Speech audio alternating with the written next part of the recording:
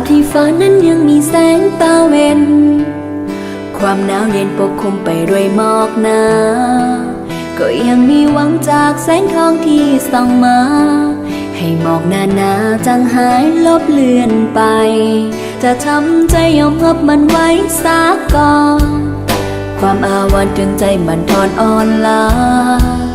จะบ่หวังหากยังบ่เห็นค่าวันหนึ่งข้างหน้าก็คงดีกว่าที่เคยเป็นพอน้องบ่แม่นน้ำฟ้าที่จะพาขึ้นสวรรค์ได้พอน้องบ่แม่นคนที่จะหากำไรบ่มีนิสัยให้หยอกลิ้นกินแล้วจากนี้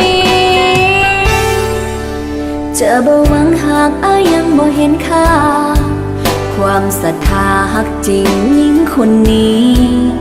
ถ้าน้ำเขาว่าเป็นเศรษฐีน้องนี้ยังบ่อยากเป็นนางฟ้า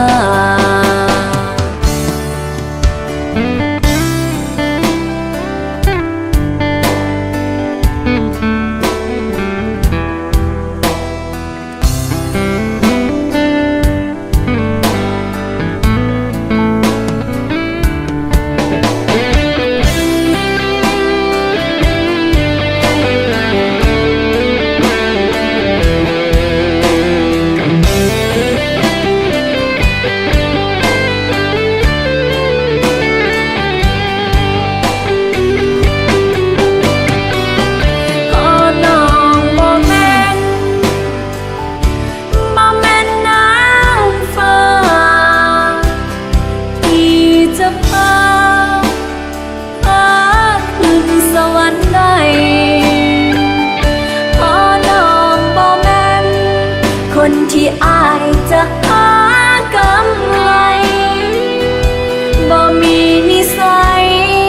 ให้หยอกลิ้นกินแล้วจากนี้จะบ่หวังหากยังบ่เห็นค่า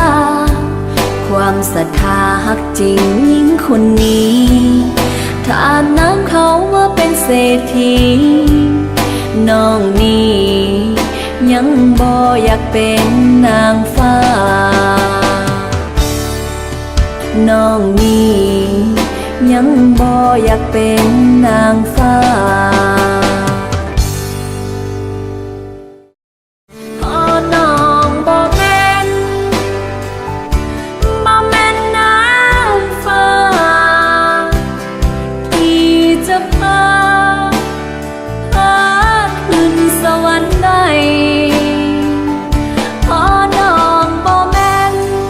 คนที่จะหากำไรบ่มีนิสัยให้หยอกลิ้นกินแล้วจาก